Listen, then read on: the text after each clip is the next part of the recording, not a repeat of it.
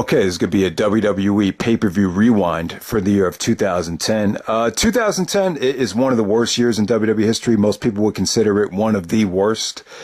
Possibly the absolute worst. I remember in 2010, I was debating at the time, is this really the worst year? There was probably a moment in the fall of 2010 where I think a lot of people felt like it really was, just not a lot of good stuff was happening. I particularly remember at the time feeling really disconnected from the product. I really did not order a lot of the pay-per-views once WrestleMania was over. I think the only show I ordered was SummerSlam. But my point is, I just thought in 2010, the WWE was definitely an inferior product to what was going on the independent wrestling scene and, going on in Japan. 2010 was the year, or one of the years, where I followed a lot of different promotions. I probably watched about 5, 6, 7 different promotions religiously at that time. And I just felt like wrestling wise, I just felt like the WWE just wasn't delivering in that department. But I think there was a lot of good things about the year that could justify it not being the worst year in WWE history. I think there was parts of '06 that were even worse than 2010. There was a brutal stretch of the summer of '07, which was probably worse than anything you had to sit through in 2010. I can't really say that the product is better now than it was in 2010. I really can't. There was even some years in the 90s, probably the latter part of 1993 that I would consider even worse than this. So yeah, I mean, 2010 definitely had some moments in it, but overall, I would say it was a bad year. I think from a pay-per-view buy rates standpoint and from a pay-per-view quality standpoint, it probably is one of the worst years of the 2000s, or since the year 2000, without a doubt. I never gave you my MVP for 2010. I never really even thought about it up to this point. If you go back to 2010, we're still on YouTube at that time. Actually was on YouTube at that time. And that was a fun time. I don't want to shout out everybody, but I remember there was a lot of YouTubers that I was able to meet. And I just remember, everyone followed a lot of different promotions, and it was definitely a fun time. But I remember at the end of December that year, I did a year-end awards, and for Wrestler of the Year, didn't really consider anybody from the WWE. My Wrestler of the Year ended up being Naomichi Marufuji from Pro Wrestling Noah. If you remember, Marufuji had a great year, but I'm sure most of you guys don't even know most people watching this video don't even know who Marufuji is. A lot of other people picked Seth Rollins, Tyler Black. At the time, he was Ring of Honor champion throughout most of the year. Davey Richards, the American Wolf, got a lot of votes for Wrestler of the Year. I think Davey's still in TNA now. I'm not even sure. And then Claudio Castagnoli, a.k.a. Cesaro, because of his work in Chikara. I think he became PWG champion, and he was part of the Kings of Wrestling and Ring of Honor. So I think there was even people that considered Cesaro as Wrestler of the Year for 2010.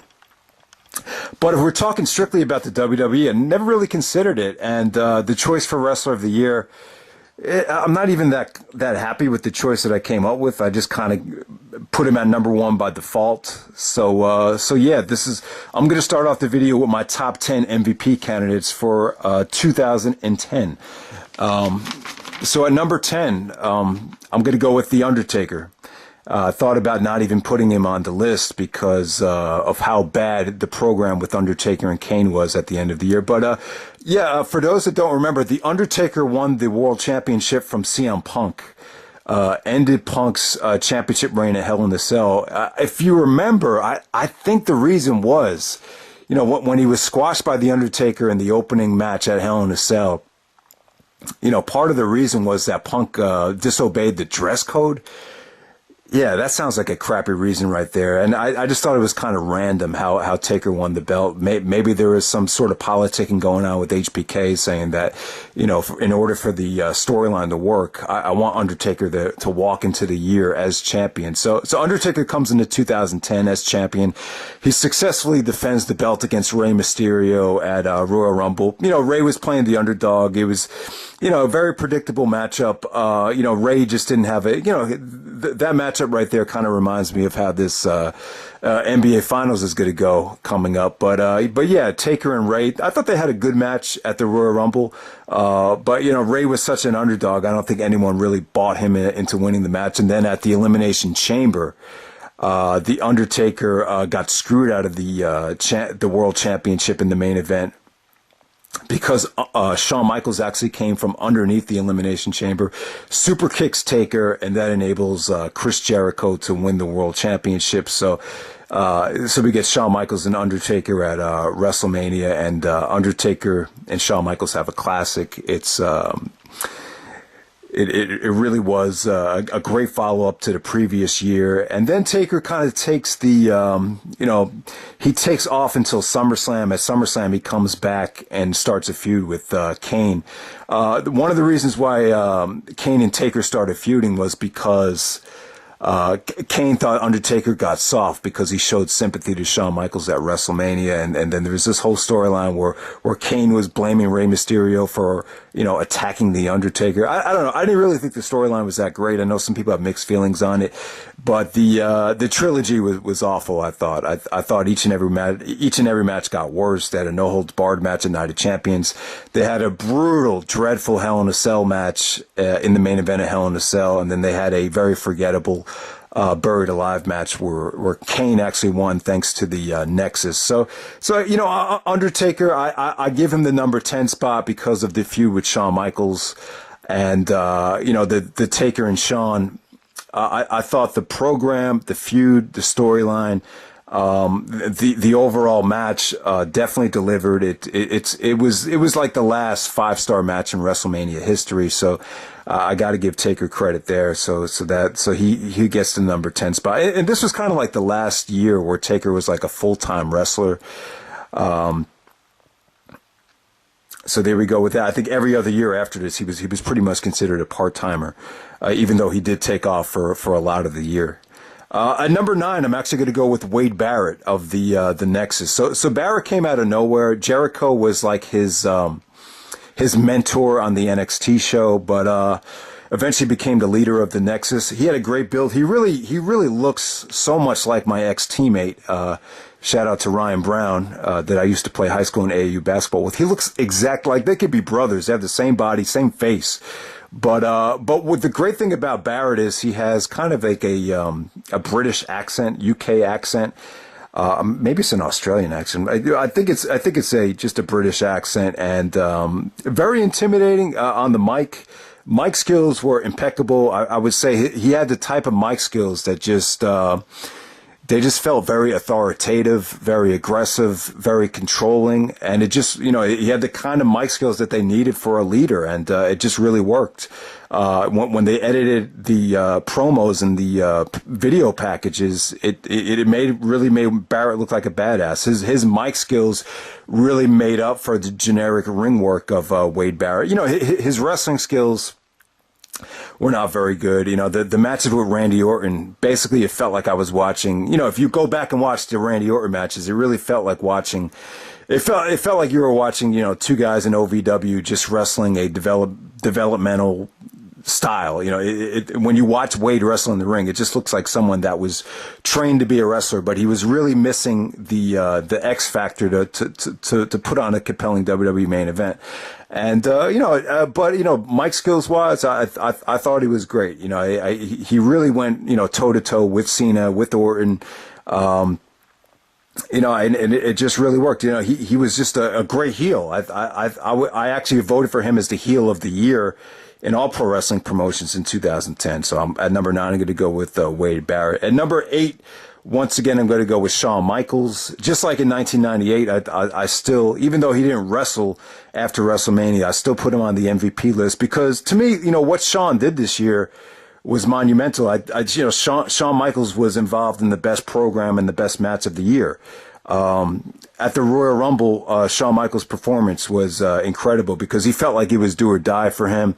He felt like he had to win the Royal Rumble in order to, face the Undertaker at WrestleMania because Undertaker was still world champion. So that was the only way he could do it. And Triple H even said to him before the Rumble, he said, "Don't worry, Shawn, I know you'll find another way." And when Michaels got eliminated, just his facial expressions and the way he was carrying on was just amazing selling. He sold the fact like, his life is over, like he had nothing to live for. So I thought that was cool. And Michaels' performance in the actual Rumble, I'm going to go on a limb and just say this is the best performance Michaels ever gave at the Rumble match. The 95 stuff he did with Davey Boy Smith was pretty cool, but that Rumble was so short and it had such a lack of talent in it. It just doesn't hold up. And I wouldn't say Shawn's performance in the 95 Rumble is anywhere near on the same level as Flair's performance in 92. In the 96 Rumble, it was just kind of Shawn Michaels just coming out and super kicking Diesel at the end. It really wasn't much to talk about. But the Rumble performance that Shawn had in 2010, I think it's his best performance. He worked very well with, Cena, Edge, Batista, just a lot of creative spots from him. To me, I just thought he carried the bulk of the match, and he actually eliminated Triple H with the super kick, which, was very shocking at that time. I think he got eliminated by Batista, and he was like trying to hold on to the ropes, and when he couldn't hold on anymore, just his facial expression after he got eliminated was just great. That was probably the best sell job I've ever seen of any elimination ever. And Edge actually went on to win that Rumble. We'll talk more about Edge later. Number 7, I'm going to go with Rey Mysterio. Rey Mysterio just had another stellar year. Just after having an amazing 2009, I think I had him like at number 3 on the MVP candidates. He followed up with another good year. He had some good match against Taker at the Rumble. Great performance in the Elimination Chamber once again. A great trilogy with CM Punk, where he played a great underdog. Punk Mysterio, one of the best feuds of the year. And, actually won the world title. He actually won the world title at the Fatal 4-Way pay-per-view. And ended up losing it to Kane at Money in the Bank, where Kane cashed in the Money in the Bank. And then Mysterio, kind of had a feud with Alberto Del Rio on SmackDown for the end of the year. But Mysterio was just another solid year from him and won the world title. Really, the roster kind of got depleted in the summer of 2010, and then, Rey finds himself champion once again. So it was only a month, but hey, I thought Mysterio had a really good year for himself. Number 6, I'm going to go with CM Punk, Straight Edge Society. Punk had an awesome performance in the Royal Rumble.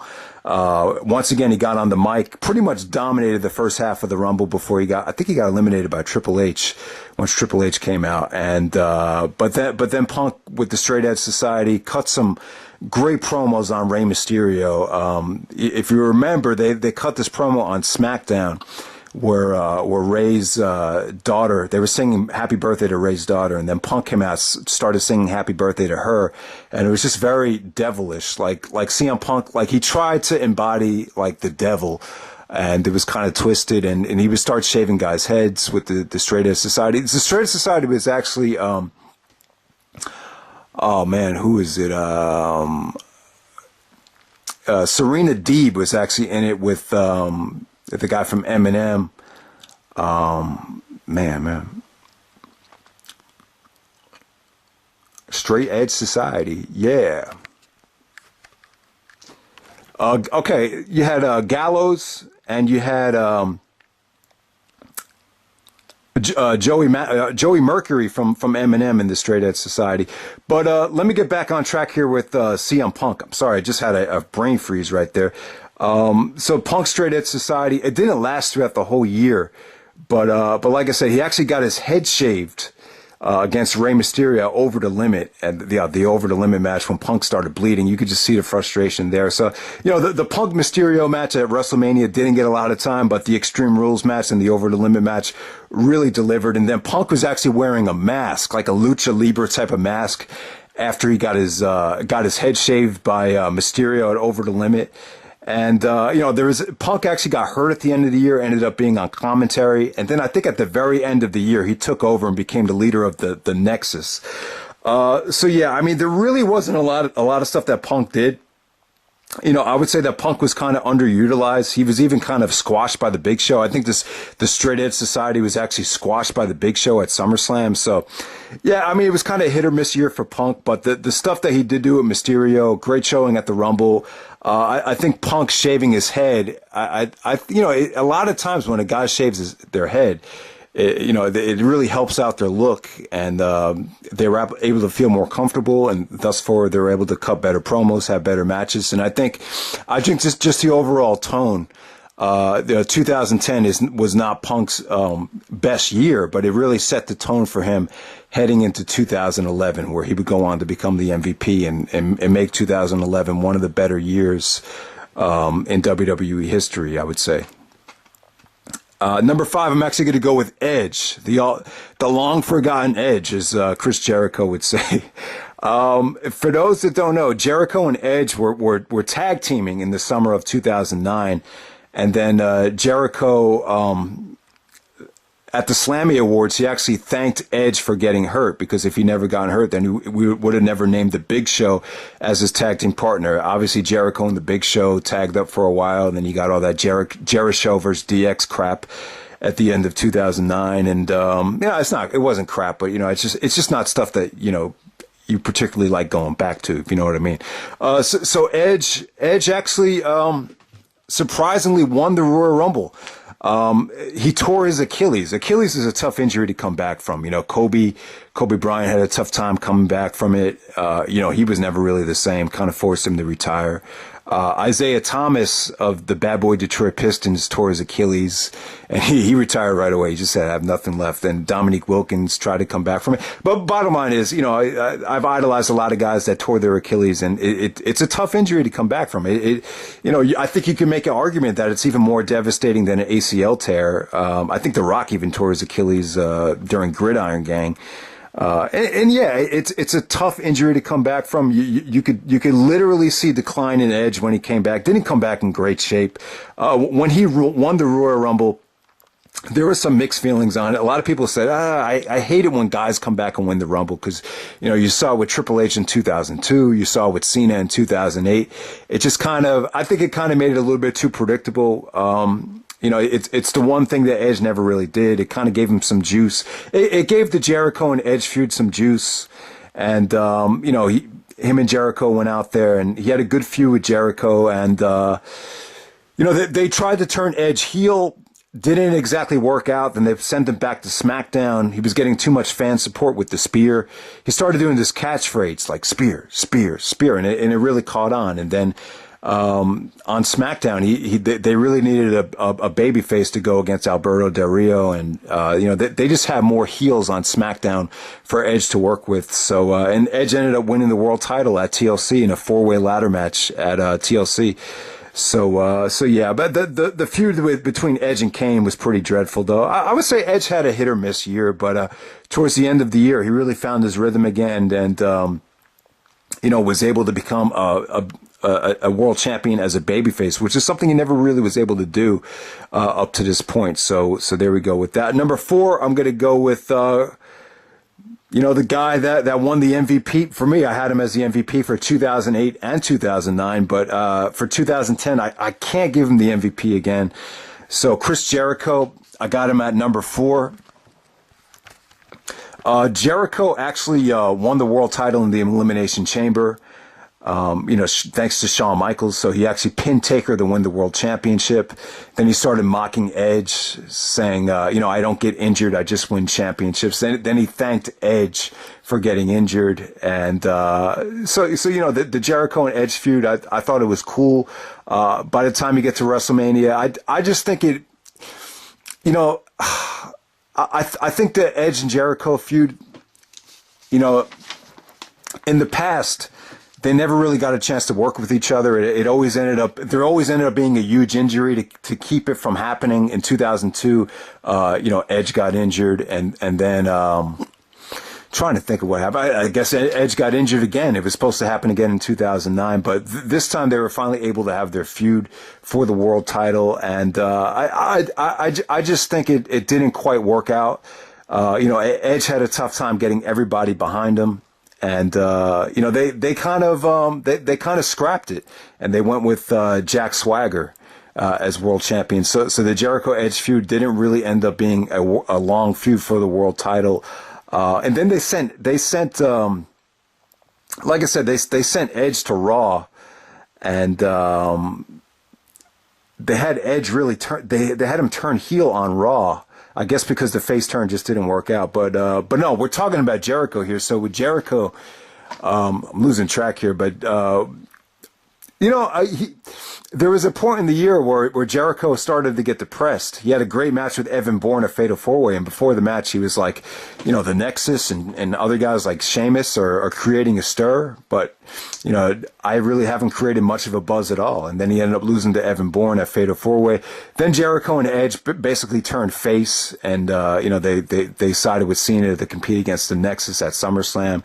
That was a pretty cool, swerve right there. It was cool to see Jericho and Edge back as faces, but bottom line is Jericho, while I enjoyed the feud with Edge, it just didn't work out the way I think the way they envisioned it. Jericho always envisioned it as being a money-making feud, but I just think at that time, neither Jericho or Edge was comfortable playing babyface. And, Jericho, ended up being the first one eliminated in Six-Pack Challenge, and ended up going to, taking some time off, started working on another album with Fozzy. So I can't give Jericho the MVP, even though, probably for the first 6 months of the year, you could argue him being the most valuable player. Number 3, I'm actually going to go with The Miz, Mike Mizanin. This was his breakout year. He actually won the Money in the Bank, and eventually cashed in on Randy Orton right after Survivor Series. And I'll give The Miz. Now, to me, The Miz, he's kind of like that kid at school that you can't stand. To me, I was always kind of like the opposite of The Miz. The Miz, to me, I always saw The Miz as someone that, would always be raising his hand, always would get involved in every after school function, become the president of this, just always sucking up to the teacher. Like, that's how I always saw The Miz. And that's how he is. His philosophy is you always go out and do a radio show, or you always go out and do an interview, because you never know what it might lead to. I was kind of like the opposite in school. I just wanted to, get out of school and just go to the basketball court, do all your talking on the court. So I was more like a Chris Benoit than The Miz, to be honest with you. The Miz has the gift of gab. Let's be honest. The Miz, second, came up runner-up in the Tough Enough competition where he lost to Daniel Puder.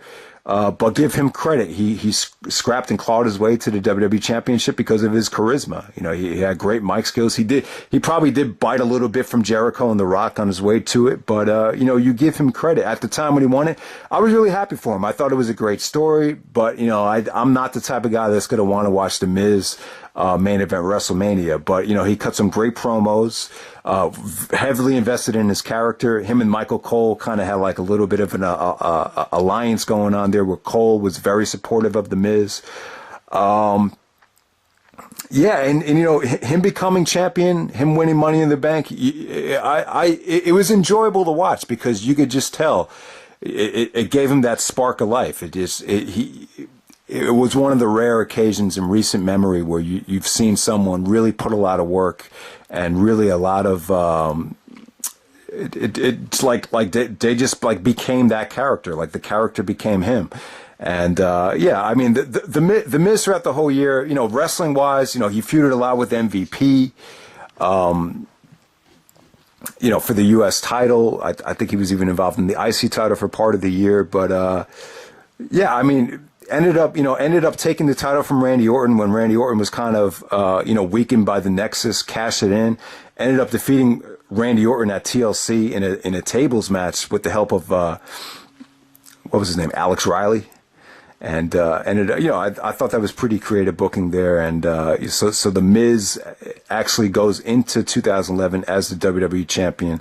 He would go on to main event WrestleMania. But, basically, the work on the mic that The Miz did, that's part of the reason why they gave him Money in the Bank. So there we go with that. He actually won it, at Money in the Bank. at the Money in the Bank pay-per-view. At number 2, I'm actually going to go Randy Orton. Orton had I would say probably his best year as far as being over. I think in 2010 it was a little bit more. The product was more geared towards kids. So, so Orton didn't have to work that hard on the mic to really, get people ingratiated in his character. I mean, really, the mistake that they made with Orton's first face turn is that they kind of had him act like a cocky heel as a face, even though he wasn't a face or wasn't a heel. It was just, the whole thing just really bombed, the first Randy Orton face turn. But this one, he was a little bit more like a, silent assassin, so to say. Really used his, RKO and his look to really get people on his side. And he was pretty much over throughout most of the year. He actually turned on his legacy partners, Cody Rhodes and Ted DiBiase. He actually defeated them at WrestleMania in a triple threat match. And, kind of struggled. He actually ended up getting hurt against Edge.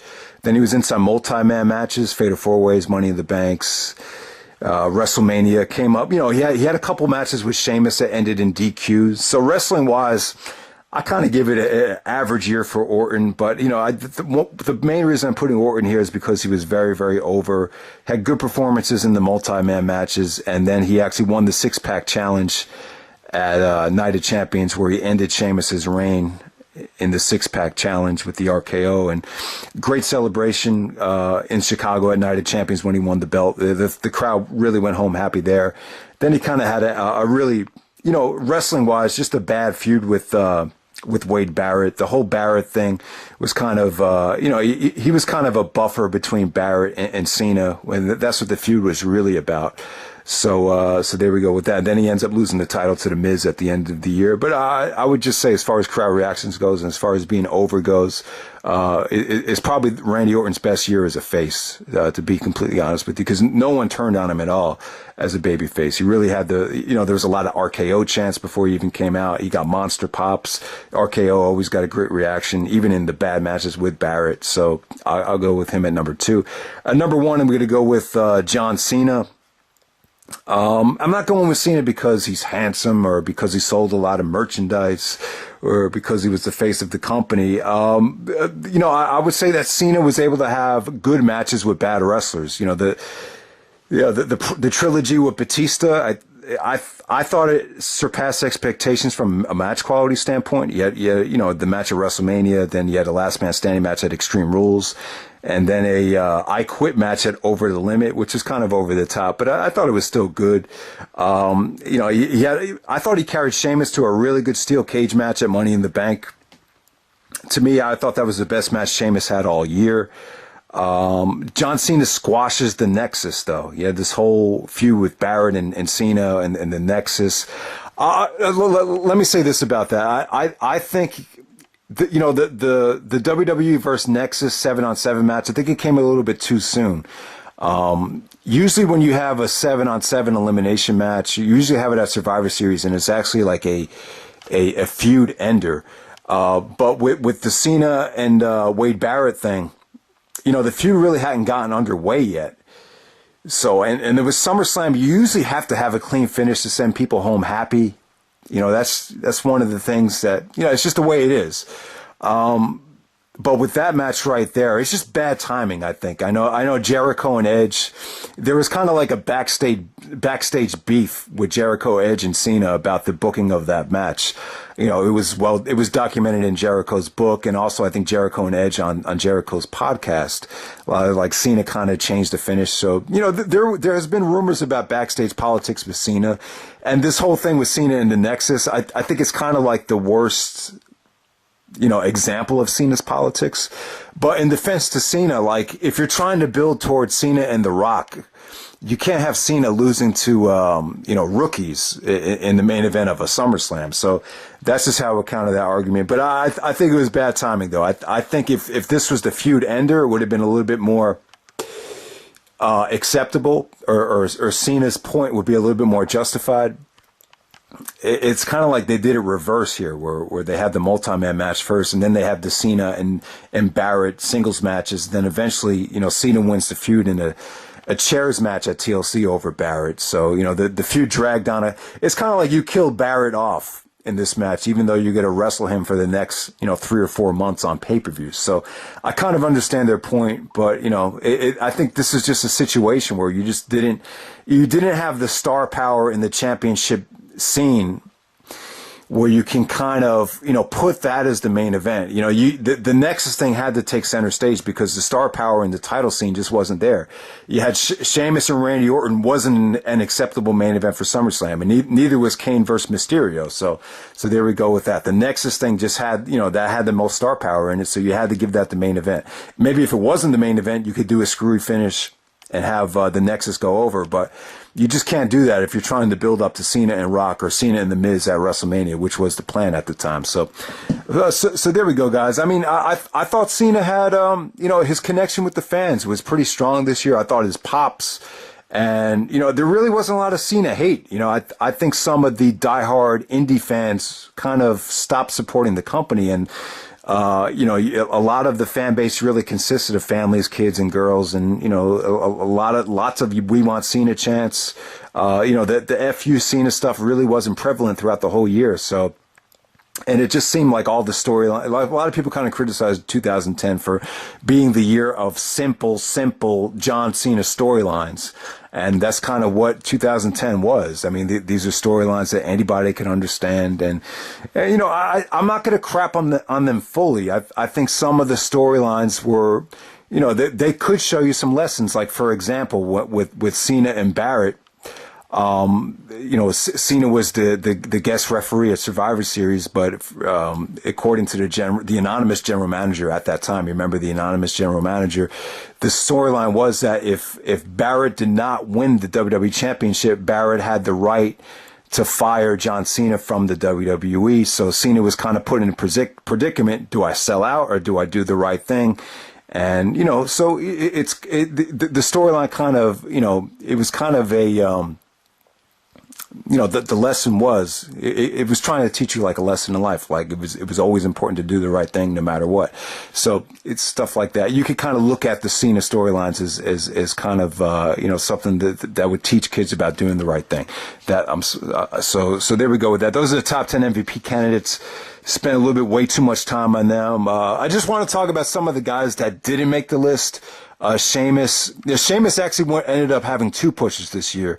He actually came into the year as WWE champion, ended up losing it in the Elimination Chamber, feuded with Triple H, lost to Triple H at WrestleMania, took Triple H out at Extreme Rules, and then Sheamus won the WWE Championship again from from Cena at the Fatal 4-Way pay-per-view, thanks to the Nexus. Basically, they just needed a heel to hold the championship while Cena and the Nexus were, having their feud, because, in order to build some heat for the Nexus and Cena feud, Cena had to lose the WWE Championship. So Sheamus just held the belt, and then he ended up losing it to Randy Orton in the six-pack challenge. But to me, Sheamus was one of those guys that it just didn't pan out. Both title reigns kind of flopped. I thought they pushed Sheamus way too hard this year, and it ended up backfiring him in his career, in my opinion. There was 2 things that backfired on Sheamus, pushing him way too soon in 2009, 2010, and then feeding him to Daniel Bryan. I think those 2 things really pushed people off from Sheamus. To me, I kind of look at Sheamus like he was like a PG heel. When you're a heel, you're able to be yourself and you're able to really connect. But with Sheamus, he really felt like, I always thought Sheamus was better as a face. Sheamus really always came across to me like the PG cartoonish heel.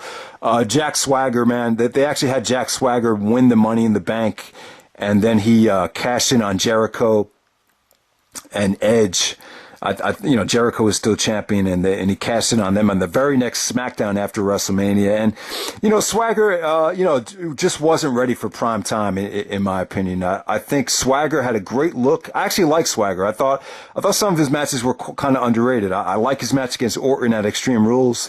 I thought he worked really well with Rey Mysterio at Money in the Bank. I think he's a good wrestler, not great. I think he had a good look. I like his theme song. What hurt Swagger was, just really wasn't over at all.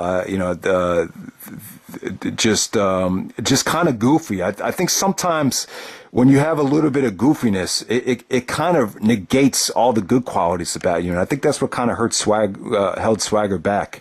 And then they had, had an awful match with the Big Show at over the limit, which ended in a DQ, and just a really cheap way to end a pay-per-view main event there. But yeah, man, Swagger, just perfect. This is kind of like the perfect example of why I hate the Money in the Bank. I think if you really wanted to build Swagger up as a credible guy that everyone could look to as a credible champion, you should have had someone like Jericho or Edge hold the title after WrestleMania. See, that's why I was excited when Jericho retained after WrestleMania.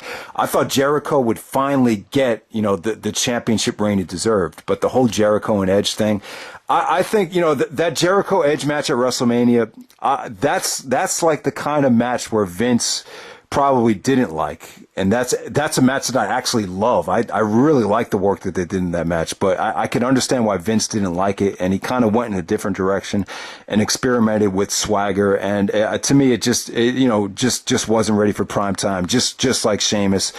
Kane had a good year. I would say that this was Kane's probably his best year since he unmasked. I really think it was. He actually finally had a world title reign. He won the Money in the Bank at the Money in the Bank pay-per-view and cashed in on Mysterio that night. Then he had a feud with the Undertaker. The feud with the Undertaker sucked. But I thought conditioning-wise and match quality-wise, promo-wise, Kane was good. I think because the Sheamus and Swagger title reigns didn't work out, and the Edge, they didn't know what to make Edge, a heel or a babyface, and then Jericho was kind of, still on Raw, was kind of on the way out as well. They had a depleted roster, and then this was Kane's chance to run with the championship, and I thought he did a good job. Even though the Undertaker Kane matches, I thought they sucked. With Undertaker and Kane, even though people look at that like it's a top 10 feud in WWE history, when people say Undertaker Kane work rate, or Undertaker, this kind of had Undertaker Kane feel to it, it's not exactly a positive thing. When you think of Undertaker Kane work rate, you don't necessarily think of good wrestling. So you think of more in terms of good story, good excitement, good build, but not necessarily good wrestling. So there we go with that. Drew McIntyre, I wasn't a big fan of McIntyre this year. Looked very clean cut. Just looked very goody two shoes. Just not likable, but at the same time, not good as a heel either. I just remember just a lot of McIntyre hate, and when you look back on it, you just kind of marvel at the transformation that McIntyre made. Definitely he was kind of overpushed. There was even people that were just rooting for him, against him, in like Money in the Bank matches, because a lot of people thought he was going to win the Money in the Bank, but thank God that did not happen. Dolph Ziggler. A good year for Ziggler. You could tell Ziggler got a lot of experience in the Intercontinental Championship scene, had a great match with Daniel Bryan, some good matches with Kofi Kingston, some average matches with, other guys, but, it was a step in the right direction for Ziggler. He actually became, got into a relationship with Vicky Guerrero, and Vicky was becoming like a cougar that would date younger guys, and it just made for a nice little Intercontinental Championship reign for Ziggler. It set the tone for him, for good things to come for Ziggler. See, guys like Ziggler, Del Rio, Sheamus, a lot of these guys became like, world champions, but not necessarily main eventers. They're kind of the guys that embodied, the world championship being defended in the middle of a card, but never main eventing a pay-per-view. So there we go with that. And then, Alberto Del Rio debuted, they kind of billed him as like the Mexican JBL, came in with a lot of charisma. I think initially they were going to push Del Rio to the moon, but, I kind of became, disappointed with Del Rio over time. And I think even CM Punk kind of exposed him and kind of buried him at certain points, because the Del Rio stuff, it to me, he just never really lived up to the hype. You would think after he won the 40-man Royal Rumble, which he would go on to win in 2011, that he was on the verge of just doing monster things. But, I think he had the odds stacked against him. But, I think Del Rio's a hell of a talent. And, him and Mysterio had a good program at the end of the year. And then, there was good chemistry between him and Edge on the mic as well at the end of Smackdown in 2010. Batista didn't make my MVP candidate list, but but to me, Batista had a good year, man.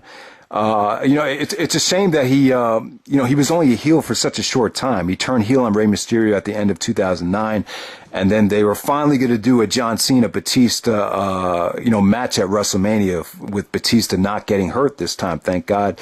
And as a heel, Batista cut some great promos, had a really cool look, intimidating figure here. Really started burying, Cena. Just a lot of good, realistic promos where you could feel Batista's frustration about the Cena push and the whole Cena, because basically, Batista will admit that, Cena and the PG direction hurt him and hurt his career because, Batista started to become classified as just another generic, babyface on SmackDown.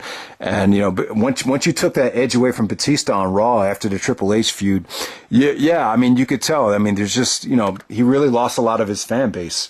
He was never really as over as he was when he was on Raw with Evolution. So I thought the Batista Cena stuff was good. And it's, like I said, it's a shame that Batista wasn't able to experiment more as a heel, and decided to leave WWE for Hollywood and pursue a career in the movies. The reason he wanted to leave is, at the time, Vince didn't want, he wouldn't let guys, participate in any non-WWE films, type of role. So the only way out of it was just to leave the company and not be under contract at all.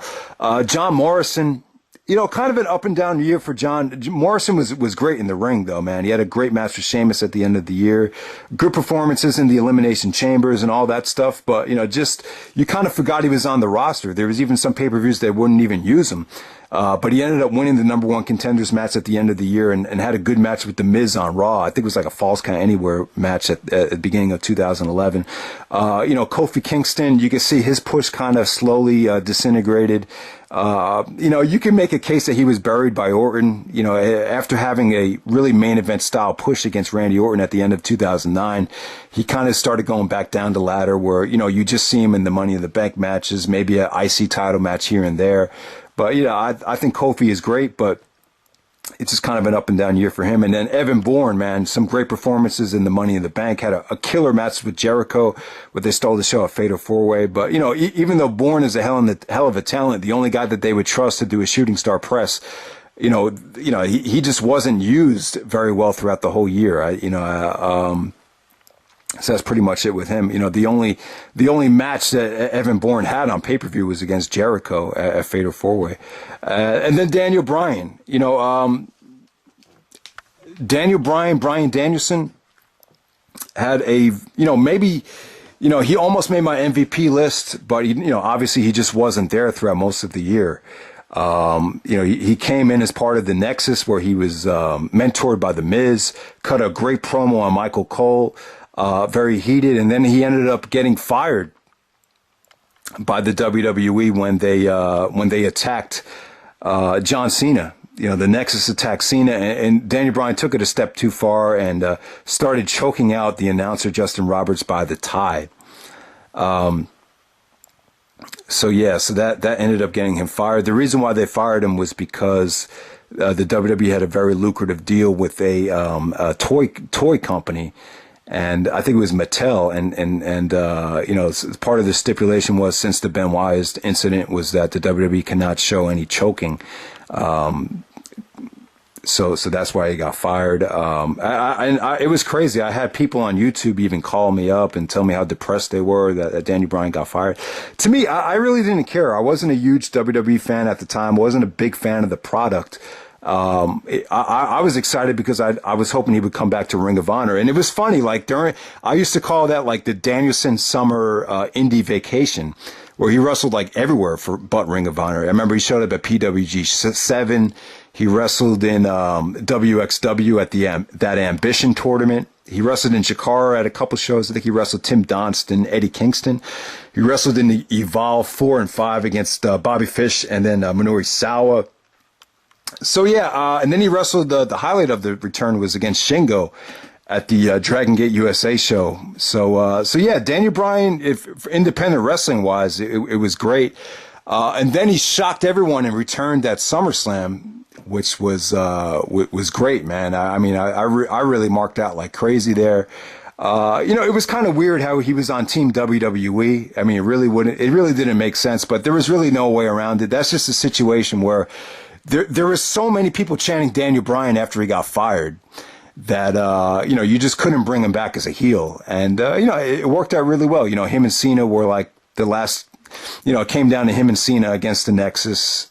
The Miz actually screwed him at SummerSlam with the Money in the Bank briefcase. Then he had a great match with the Miz for the U.S. title where he beat the Miz for the U.S. title. Then he had another great match with the Miz and Morrison in Hell in a Cell in a Falls Count Anywhere match. Stole the show with Dolph Ziggler at Bragging Rights in the opening match, and then had a, match of the night at Survivor Series with Ted DiBiase. So there you go. From SummerSlam to Survivor Series, Daniel Bryan had the best match on each and every one of those pay-per-views. So Daniel Bryan had a good year. He really needed to tweak his personality and his look a little bit. He came out like the do no wrong, wholesome, doesn't take steroids, doesn't do drugs, very clean cut type of look. And great wrestler too, man. So Bryan looked great in the ring, but I didn't put him in the MVP list because you didn't get to see him until SummerSlam. So, but you could argue that he could have beat out Taker for that 10th spot. So yeah, man. I mean, some of the worst stuff of the year was I would say the Divas division was definitely the worst part of the year. I just thought it was, basically, Michelle McCool and Lay Cool, pretty much dominated the division all year. They even had, Alicia Fox win the women's Divas championship. So, I mean, they're still in the phase here of like the Diva Search era. Basically, with Diva Search, you pick a diva based on her looks, and then you train her to wrestle. Eve Torres, what's her name, Maurice. Just a really, really bad year. Basically, this will sum it up. I remember True Slayer's Over the Limit review. I think you had Maurice and Eve Torres, and then True Slayer just goes like, I don't know, 1 star, who gives a fuck? Maybe move on to the next match. So that just shows you how bad the women's division was. It was just awful. I don't think it was ever as bad as it was. This is also when they did the Piggy James thing with Mickie James. I think you had Beth Phoenix there. Gail Kim was there throughout some of the year. So you had some bright spots, but for the most part, the Lay Cool stuff was awful. They were awful heels, awful wrestlers. I even feel like shit for even forcing myself to sit through some of those matches. But the rule that I try to abide by is I have to sit through everything if I'm going to come on here and analyze it. So there you go. I thought the Intercontinental Championship scene kind of sucked too. The U.S. title scene kind of sucked. Miz and MVP, I don't think those matches were very good. The Drew McIntyre, him as Intercontinental Champion, very, very forgettable. I just thought you didn't have a lot. The world title picture wasn't good either. I didn't like the world title picture. I thought you had too many average wrestlers become world champion, from Jack Swagger to, Sheamus dominated the year as champion for most of the year. The Miz ended up winning the WWE championship, which was well deserved, but, I'll never order a pay-per-view to see the Miz wrestle. God, who else won the world title? Mysterio won it. Kane won it. So, the weak links for the world title scene, I would say Sheamus, Swagger, Mysterio. The strong points would be obviously Cena, Edge, Jericho, Orton. So, a very inconsistent world title scene. There was so many times where the world title just kind of felt like the Intercontinental title.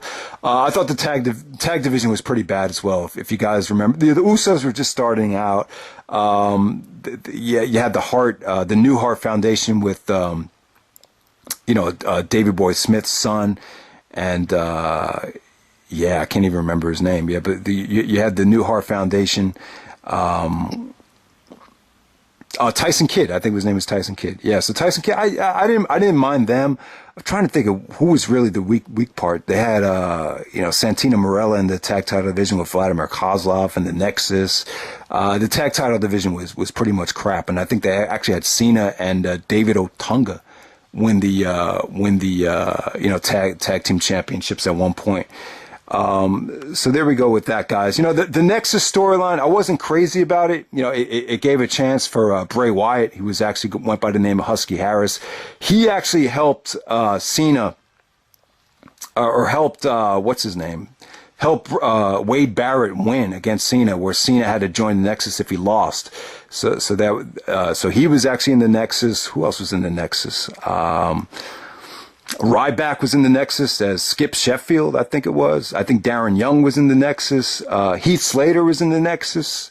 Who else was there? Justin Gabriel. I'll probably say that the best members of the Nexus were Barrett because of his mic skills, Justin Gabriel, Heath Slater. Those would be the better guys from the Nexus. I think even Mr. Perfect Son was in the Nexus towards the end. But overall, man, nobody was better than Daniel Bryan in the Nexus. And it would have been interesting to see how the Nexus storyline would have played out had Daniel Bryan not got fired. But yeah, I just remember, probably the highlight of 2010 to me, though, was the Shawn Michaels stuff and the Daniel Bryan getting fired stuff. I just remember, the YouTube was just in an uproar after Bryan got fired. And that was probably one of my better videos, too, when Daniel Bryan got released, because, what I predicted kind of came true. So, not that it's anything to brag about, but I kind of knew that he was going to come back around SummerSlam. But yeah, I mean, it was cool. The only thing disappointing was he didn't come back to Ring of Honor. But he had such a emotional farewell to Ring of Honor. I'm kind of glad that he didn't come back. It wasn't like he Francesa'd us. Who's going to know what the hell I'm talking about there? But yeah. So let's this is going on way longer than I expected. I didn't expect to be able to even get through this video, but yeah, what should I talk about next? Really quickly, the promo of the year.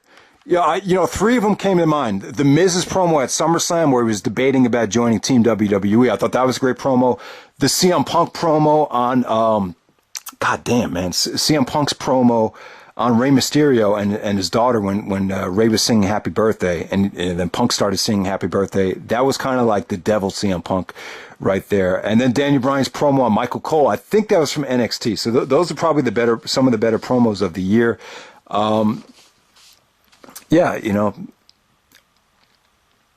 All right, so the pay-per-view quality. Let's look at this right here. The best pay-per-view of the year was WrestleMania.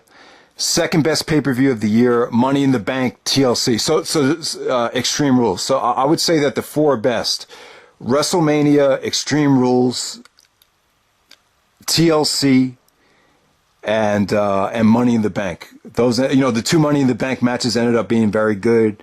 TLC just had a lot of good matches on it. You had some good ladder matches. Edge won the world title back in the four-way TLC match. Cena and Barrett had a really good chairs match there.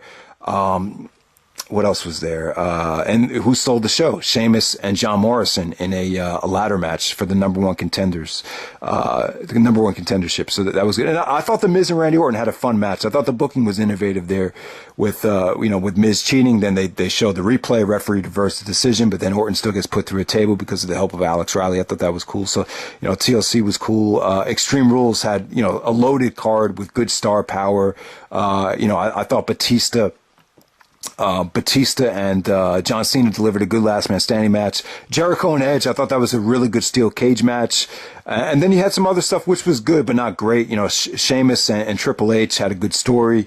Swagger and Orton was very surprising with Orton doing the job for Swagger. I totally forgot about that. And then Rey Mysterio and Punk had an excellent match at Extreme Rules as well. So Extreme Rules, don't sleep on that. That's one of the better shows of the year. The Royal Rumble was an awful undercard. I did the review on YouTube, when it happened. And I actually took a lot of heat for overrating it. I actually gave it an 8.0, and I actually deleted the video. I was so embarrassed. Because there's so many people like thumbing it down. I was like, maybe I overrated this, and I really did. I mean, a pretty crappy undercard. I remember liking Sheamus and Orton a lot better than most people because of the build. I really felt like, oh man, they're building towards the legacy match. Really cool. And, Mysterio and Taker was good, but everything else was pretty crappy. And so the Rumble had a really bad undercard, but I thought the Royal Rumble match was great though. I thought that was one of the better Rumbles, to be honest with you. And I thought HBK's performance was cool. I thought Edge winning, getting his revenge on Jericho, eliminating Cena to settle that feud. I thought the Rumble match was really good, even though the undercard, kind of sucked.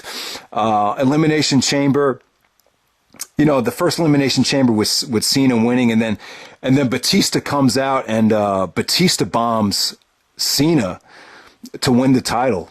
Because Vince McMahon, the storyline there was, I probably should have done a whole breakdown of the title pitches, but basically really quickly, the storyline there was that Vince was upset at Cena for sympathizing with Bret Hart. God, we didn't even talk about the Bret stuff, man. Jesus. So basically, Batista kind of has like a Money in the Bank type of title win. So that kind of set the stage for Batista and Cena, with Batista being a heel as the champion. And so that Elimination Chamber, I say, was just good but not great. And then the other Elimination Chamber with Jericho winning, HBK cost and Taker the match. That was a good Chamber match, but Chamber was a 2-match show as usual. WrestleMania 26. So I think WrestleMania 26 was a good show. I really think it was a good WrestleMania, looking back on it. At the time, I was pleasantly surprised by it. I think the only thing that hurt it was Bret versus Vince. There's some mixed feelings on Bret versus Vince about how it settled the score and everything. I just think it was a little bit too long, though. I think, they dragged it on a little bit too long. Vince is terrible in the ring. I was kind of disappointed with Bret's lack of mobility. I just expected him to do a little bit more, even though I know he had a stroke and I know he had concussion issues. So that's really the only thing that hurt the show. I thought Mysterio and Punk, it was just a little bit too short, but it was spectacular for the amount of time that it went. That's really the only gripe I had with it, though. But I would say that WrestleMania 26, I would say it's, I would say that since WrestleMania 25, I would say that WrestleMania 26 is the best WrestleMania of the last 10 years.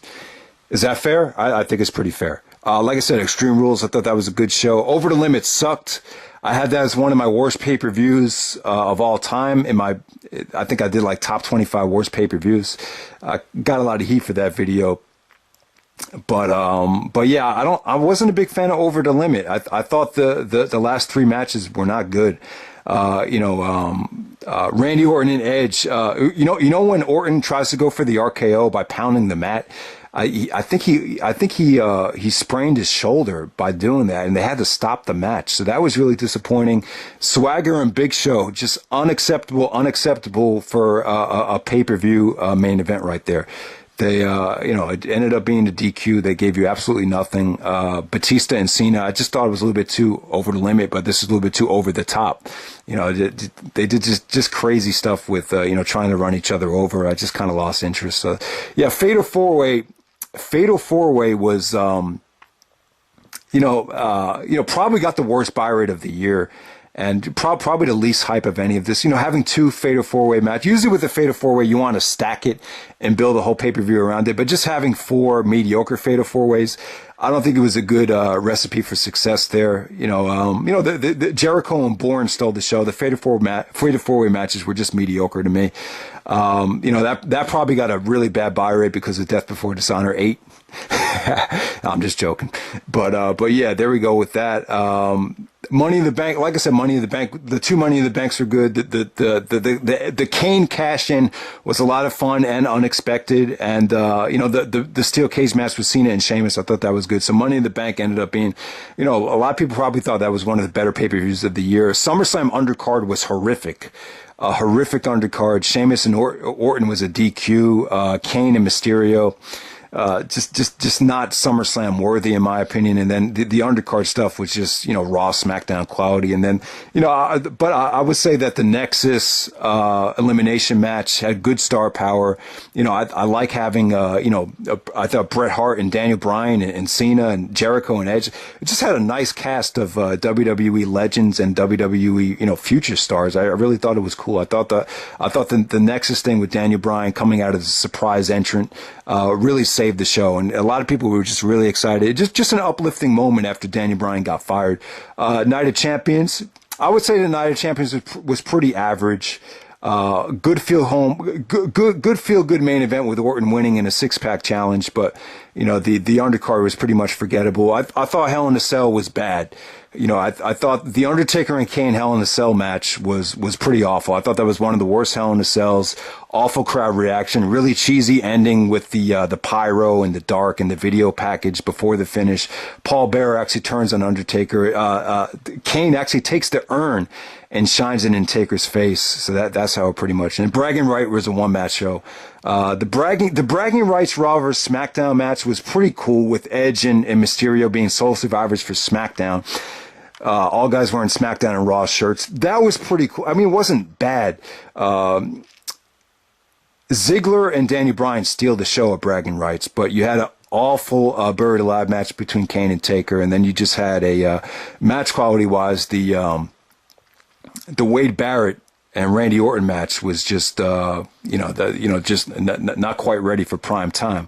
But I did like the Cena involvement, though. Cena was actually on Barrett's side, and there was a point in the match where Cena took out the whole Nexus, and then he was screaming at him. He was like, if you get DQ'd, you lose the belt. If you get DQ'd, you lose the belt. So I thought that was good emotion from Cena. I thought that was good storytelling. But, the main event just kind of sucked. And then Survivor Series, same thing. Kane and Edge, Barrett and Orton, just not wrestling wise, just really awful for Survivor Series. The Survivor Series elimination match, sole survivors, I believe, were Mysterio and Big Show. Just pretty average right there.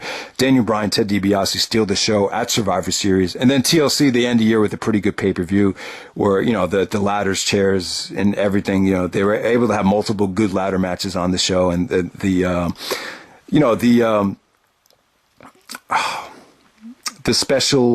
specialty pay-per-view really worked out well there.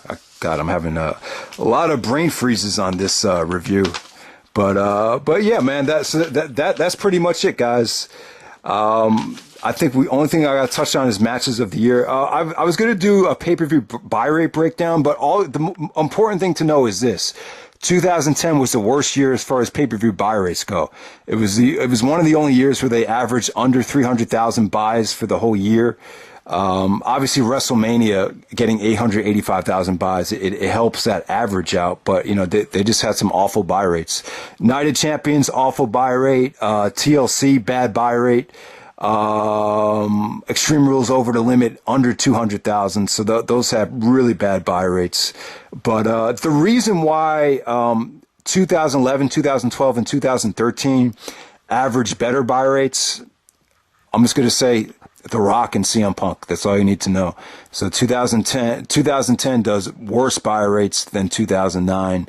And 2011, and I think probably since the 2000s, the average actually ended up being the worst. But let me see. Fatal 4-Way actually doesn't have a buy rate, but I'm gonna assume that was the worst buy rate of the year. But other than Fatal 4-Way, the worst buy rate of the year was Bragging Rights. Yeah, Bragging Rights. See, Bragging Rights was kind of like the only added pay-per-view, so I could see that makes total sense there. Extreme Rules didn't do very well as well because it's right after WrestleMania, so there you go with that. The only thing I forgot to mention was my top 10 matches of the year. So I'll have 20 in the description, but I'll only talk about 10. I'll just briefly go through this. Number 10, I have CM Punk versus Rey Mysterio from Over the Limit. This is when Punk started bleeding and they stopped the match. And you notice, very noticeably, CM Punk is really pissed off.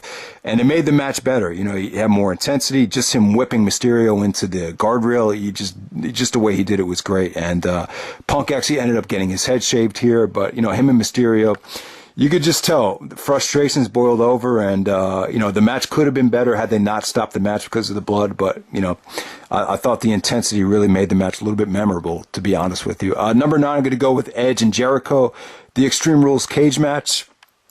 I thought this is really cool stuff. Jericho was able to do a code breaker off the top rope because of the cage. It just gave you more stability to do the code breaker.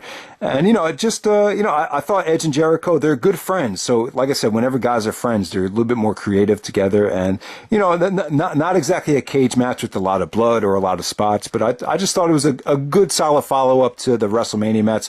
Some people probably prefer the steel cage match over the WrestleMania match, but I'm just not one of them. But good stuff between Jericho and Edge. They actually had a better steel cage match in 2002, where that's actually the one where Rey Mysterio made his WWE debut, if you remember that. Number 8, I'm going to go with John Morrison from TLC, the ladder match there. So yeah, just really creative stuff with Morrison. Morrison's really athletic. He does all that stuff in the locker room where he's always, doing these acrobatic moves and just jumping off of buildings and stuff like that. So he's able to do a lot of creative stuff with the ladder. And then Sheamus actually had, the ladder. He actually used the rope to move the ladder while he was on it, and then he punched Sheamus in the face to win the number 1 contendership right there. So yeah, Morrison and Sheamus steal the show from TLC. Number 7, have WWE versus Nexus at SummerSlam, the feel-good moment with Daniel Bryan coming back and then Cena squashing the Nexus. So there we go with that. Number 6, I have Daniel Bryan versus Dolph Ziggler from Bragging Rights, probably Daniel Bryan's best match of the year. Number 5, I have Cena versus Batista at WrestleMania. The match aged pretty well. I would say that it's the best Cena-Batista match. The crowd was really good. See, I actually prefer Jericho and Edge over this, but the crowd was actually better for Cena and Batista. It had a great feel to it. Cena and Batista, the two big, Batista said the two biggest stars after the Attitude Era. There were some creative things as well, I think it was Cena going for an attitude adjustment and then Batista grabbing the rope and then he turned it into a Batista bomb. So there was a lot of good counters there. I just thought some of the transitions into the STFU could have been prettier. Definitely. I didn't like this match as much as most people did. Some people, some people actually criticized the people for saying that Jericho and Edge was the better match. I think it was even Nightmare Baller. He's like, to the naked eye, Cena Batista was the better match. But, at number 4, I got Edge versus Jericho. See, Edge and Jericho the crowd wasn't that good. Edge didn't get a lot of fan support. To a lot of mainstream fans, they might argue that Jericho and Edge is a boring WrestleMania match. But I think Edge could have shown up in better shape. You could definitely tell either the Achilles or Edge just didn't have enough time to train, or Edge just not fitting in as a babyface. That might have hurt the match. But I thought Jericho and Edge, creatively wise, I thought it was great though, man. I thought there was a beautiful small package from the spear. I thought Jericho, the counter into the walls of Jericho was cool.